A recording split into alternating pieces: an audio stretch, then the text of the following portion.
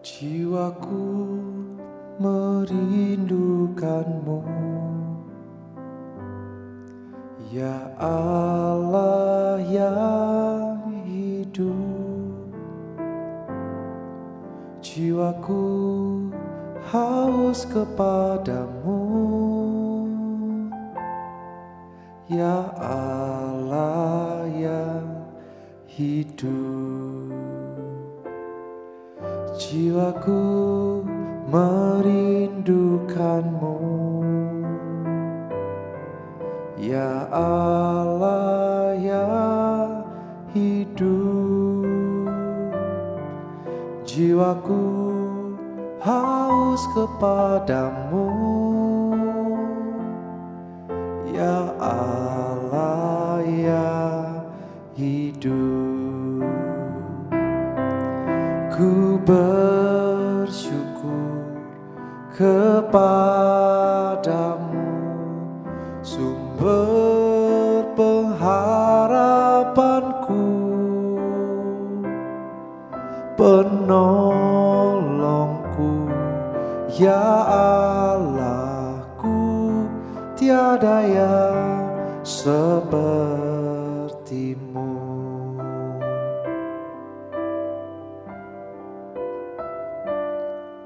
Jiwaku merindukanmu,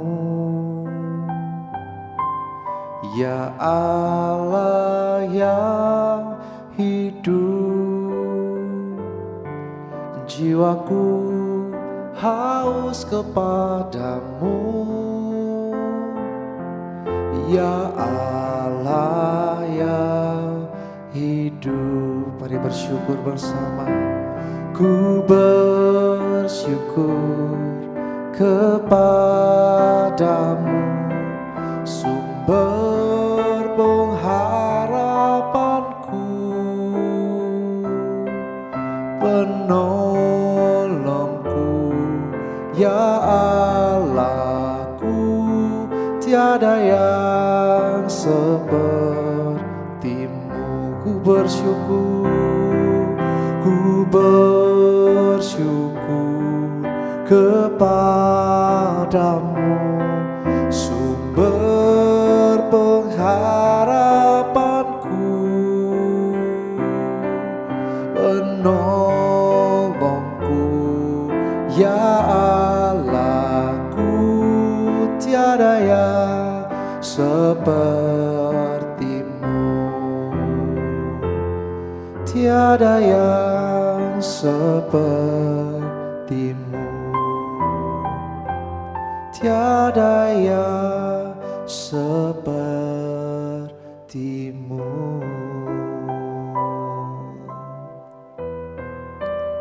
Oh, kami bersyukur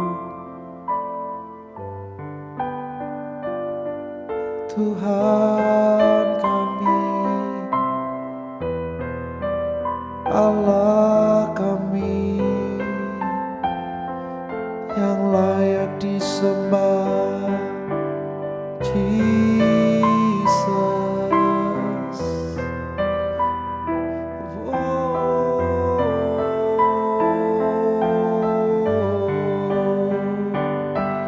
Kami mau meninggikan Engkau, kami mau mengagungkan Engkau. Tiada yang sepertimu, tiada yang seperti Engkau. Allah yang hidup, Allah yang hebat, Allah yang perkasa. Tiada yang mustahil, tiada yang tak mungkin. Masih ada mujizat dalam hidup kami. Kami percaya, kami percaya. Hati kami penuh, hati kami bersyukur. Kami percaya kuasamu bekerja, kuasamu bekerja dalam kami. Oh Yesus Tuhan, Yesus, Abba Father, Bapa yang baik, selamanya Engkau baik, selamanya Engkau baik, Yesus.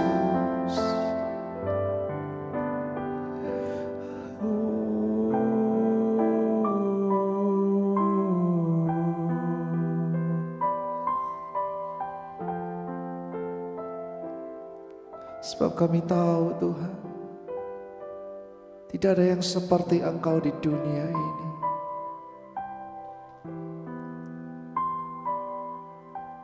Kami percaya bahwa kuasa-Mu bekerja dalam hidup kami. Ku bersyukur kepadamu, sumber pengharapanku, penolongku, ya Allahku, tiada yang sepertimu. Sekali lagi katakan, ku bersyukur. Ku bersyukur kepadamu, sumber pengharapanku, penolongku, penolongku, ya Allahku, tiada yang sepertimu, tiada yang sepertimu, tiada yang seperti Engkau.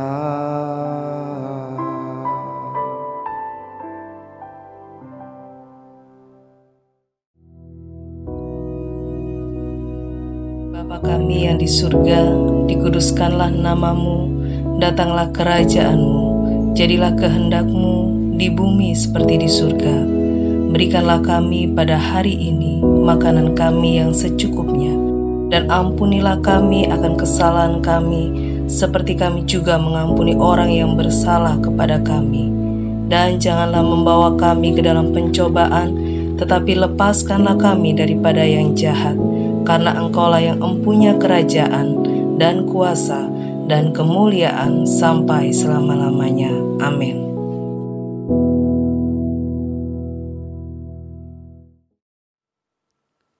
Shalom, Bapak Ibu terkasih, saudara sekalian, mari kita berdoa. Bapa, kami bersyukur buat pagi yang indah ini kami ada di sini, karena kasih dan kemurahan-Mu, Tuhan urapi kami buka hati kami untuk menerima kebenaran firman-Mu. Kami percaya firman-Mu kekuatan bagi kami semuanya.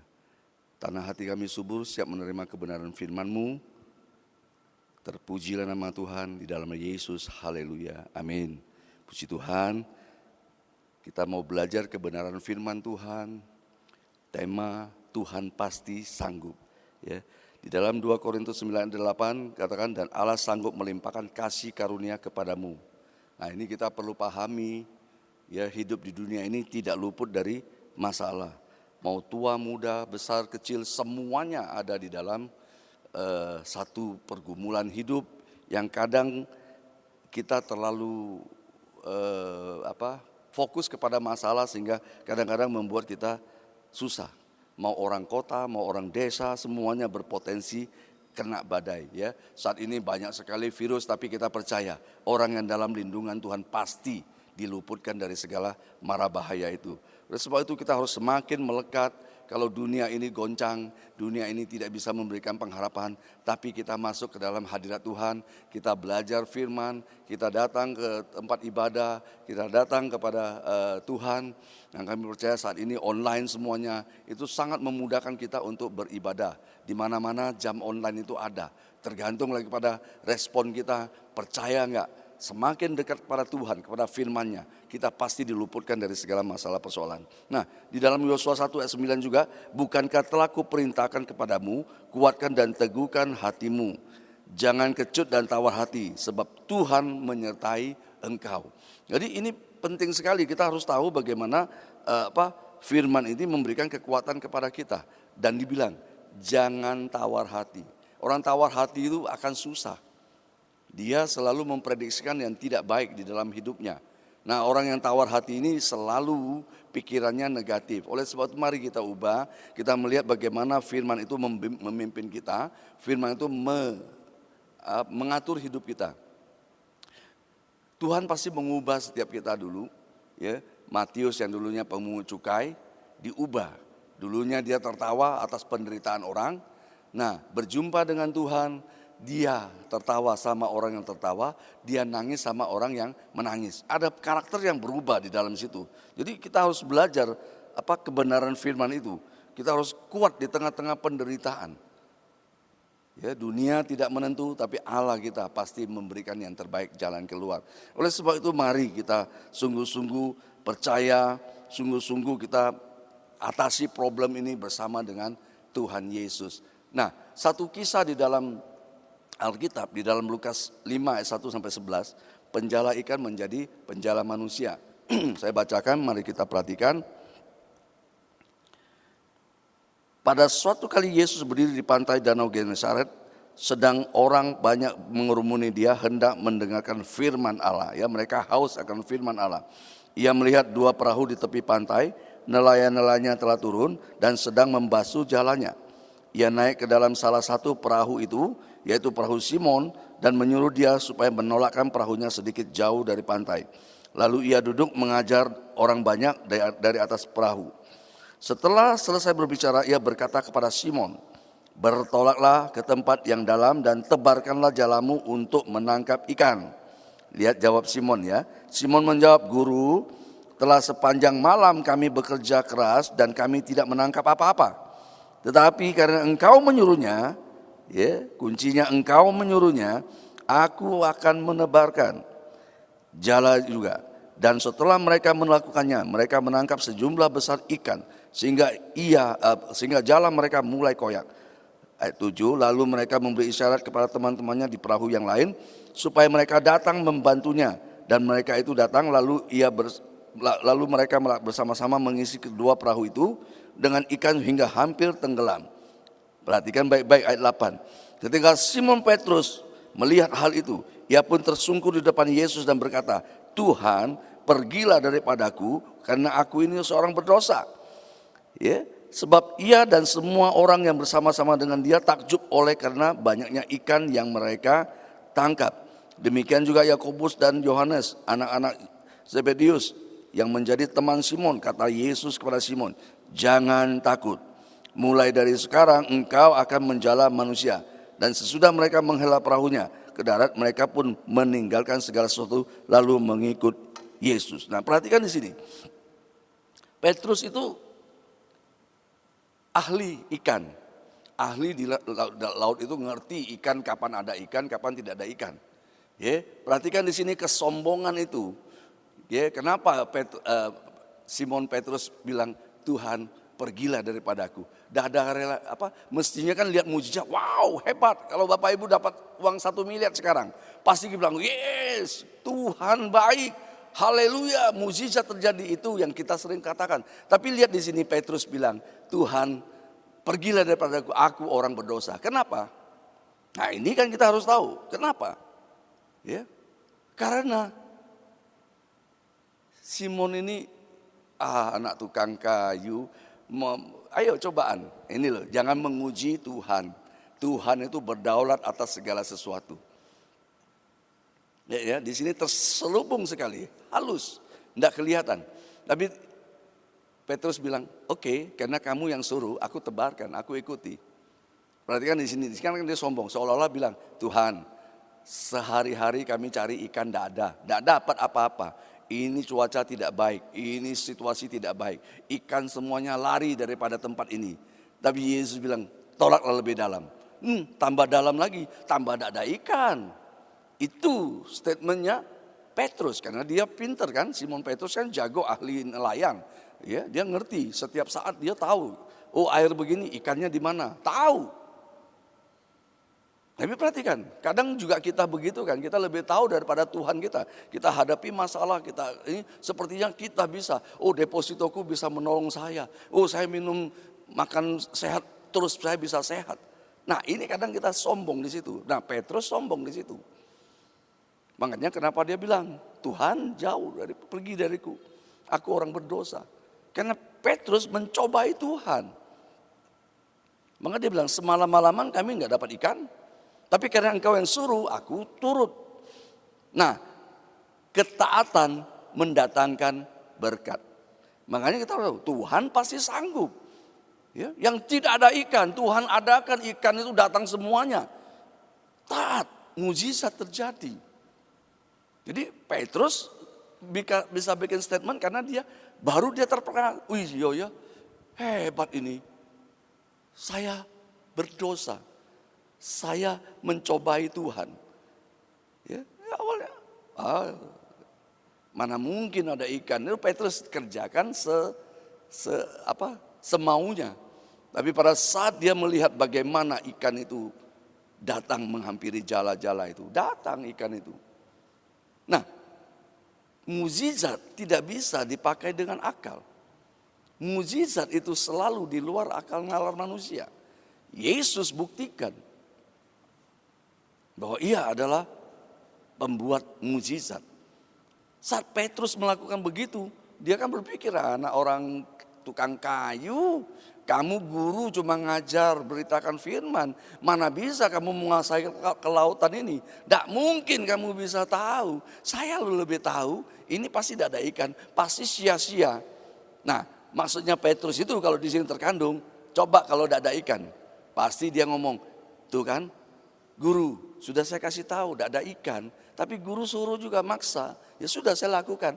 Itu yang akan dijawab. Ternyata beda dengan pikiran yang Petrus. Makanya dia bilang, Tuhan jauh pergi dariku, aku orang berdosa itu. Hati-hati dengan kita juga.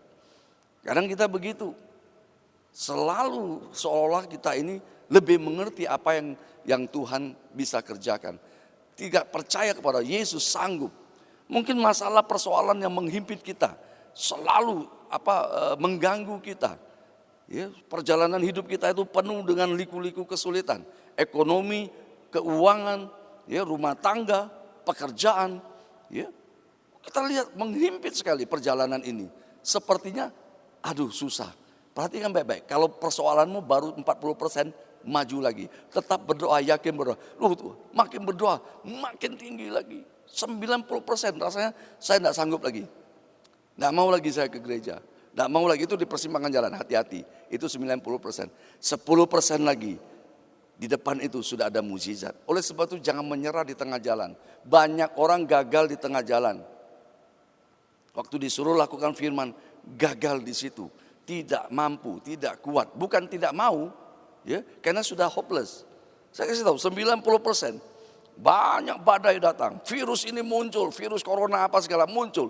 Jangan sampai engkau lemah. Makanya dia bilang, kuatkan dan teguhkan hatimu. Lihat, Tuhan pasti tolong. Sebentar lagi, 10% lagi itu Tuhan kerjakan. Mungkin kita sudah lalui sampai proses ini belum akhir. Ya, terus berjalan, terus. Tidak mampu lagi, terus. Waduh, kalau saya teruskan ini bangkrut. Tetap percaya, ada Tuhan yang sanggup menolongmu. Jadi jangan pakai akal kita, ada mungkin lagi Tuhan bisa tolong. Kata manusia, Tuhan tidak bisa tolong. Tapi Tuhan tidak berhenti untuk memberkati kita. Makanya hati-hati, pada saat kita sudah tidak sanggup lagi, disitulah Tuhan sanggup menolong kita. Kalau engkau masih bisa, ya sudah. Ya, engkau akan tahu, ya, kehendak Tuhan dengan kehendak kita beda. Ya, kalau Tuhan mau, semuanya pasti jadi. Petrus menyadarinya. Petrus menyadari cepat, waduh Tuhan, aku ini berdosa padamu. Aku ini orang yang pecundang. Berarti kan baik-baik. Mungkin saat ini kita di persimpangan jalan. Jangan kita muji, Tuhan sanggup dah ya. Jangan bilang Tuhan sanggup. Tuhan sangat sanggup menolong kita. Responnya iman percaya kita. Segala pergumulanmu bawa kepada Tuhan. Pagi ini, ya, sepanjang hari ini, bahkan sepanjang tahun ini, tetap melekat kepada firman Tuhan. Di situ kita akan lihat, ya, kalau kita tahu persoalan kita, jangan sombong. Saya masih bisa, saya bisa andalkan siapapun, saya bisa. Ya, jangan sampai kita kehilangan kepercayaan kepada Tuhan. Sampai saat ini, sampai sekarang, Tuhan Yesus sanggup menolong kita. Bagi Tuhan tidak ada yang mustahil. Firman-Nya tidak sampai gitu. Bagi kita tidak ada yang mustahil juga. Kalau kita percaya Tuhan Yesus sanggup. Oleh sebab itu mari, ya, jangan sampai kita beribadah mendengar firman Tuhan, kita melekat sama Tuhan tapi kita masih bimbang. Kita masih ragu. Rajin ke gereja, berdoa segalanya, tapi kita masih ragu. Benarkah? Mungkinkah? Ya, Tuhan tolong. Saya kasih tahu, Tuhan tidak bisa mengingkari janjinya. Sekali dia berjanji, dia pasti tepati. Yesaya 55:11 katakan, firmanku yang keluar dari mulutku, ia tidak akan kembali dengan sia-sia, tetapi ia akan melaksanakan apa yang ku kehendaki dan akan berhasil dalam apa yang kusuruh. Jadi jelas sekali firman Tuhan. Waktu firman ini engkau terima, Tuhan akan kerjakan. Yang sakit sembuh, kanker sembuh, tumor sembuh semuanya. Sakit apapun, Tuhan sanggup melakukan mujizat itu. Oleh sebab itu jangan batasi kuasa Tuhan, tapi percaya ada Yesus bersamamu, ada Yesus bersamamu. Dia tidak akan meninggalkan kita. Dia selalu setia. Pada saat engkau mengalami masalah, angkat tangan ke surga. Dan engkau akan lihat, pada saat engkau menyerah, berserah kepada Tuhan, mujizat terjadi. Waktu aku tidak bisa melakukan apa-apa lagi, itu waktunya Tuhan bertindak. Oleh sebab itu kuatkan dan teguhkan hati kita, bahwa kita ada di dalam anugerah Tuhan. Kita ada di dalam pimpinan Tuhan. Kita ada di dalam kuasa Tuhan. Jangan mundur. Kuatkan hatimu untuk menerima mujizat Tuhan. Dan jangan sombong, tetapi percaya ada tangan Tuhan menolong kita. Ada tangan Tuhan yang memberikan kekuatan kepada kita. Ada tangan Tuhan yang memimpin kita ke jalan yang kebenaran dan hidup. Oleh sebab itu kuasa mujizat Tuhan, firman Tuhan pagi ini memberikan kekuatan yang baru kepada kita. Terima firman-Nya dengan lembut hati. Jangan sombong hati, tetapi rendahkan hatimu di dalam Tuhan. Saat engkau merendahkan hati, Tuhan akan mengurapi kita dengan urapan yang baru. Rahmat Tuhan selalu baru. Setiap pagi Tuhan mempertajam telinga kita untuk mendengar kebenaran firman Tuhan. Jangan mendengar keadaan dunia. Keadaan dunia yang kau dengar bikin engkau takut. Tapi dengar firman Tuhan, membangkitkan imanmu, menguatkan hatimu, supaya engkau percaya pertolongan datang dari Tuhan Yesus. Tuhan Yesus pasti sanggup menolongmu. Amin. Tuhan berkati, mari kita berdoa. Tuhan, kami bersyukur buat berkat-Mu. Firman-Mu sudah disampaikan, pimpin kami, urapi kami Tuhan. Dan biarlah kuasa firman-Mu menguasai kami. Kami percaya di dalam rumah tangga kami ada firman Tuhan. Rumah tangga kami diberkati. Di dalam usaha pekerjaan kami ada firman Tuhan. Usaha pekerjaan kami diberkati. Sesuai janji firman, engkau diangkat naik dan bukan turun. Dijadikan kepala dan bukan ekor. Apa yang kau kerjakan, Tuhan Yesus buat berhasil dan engkau beruntung. Kami percaya Tuhan kuasa firman-Mu. Dan biarlah setiap kami menerima firman-Mu. Mari saudara kasih, lihat ke atas, ada Tuhan Yesus. Dan angkat tanganmu di hadapan Allah kita. Tuhan memberkati engkau dan melindungi engkau. Tuhan menyinari engkau dengan wajah-Nya dan memberikan engkau kasih karunia.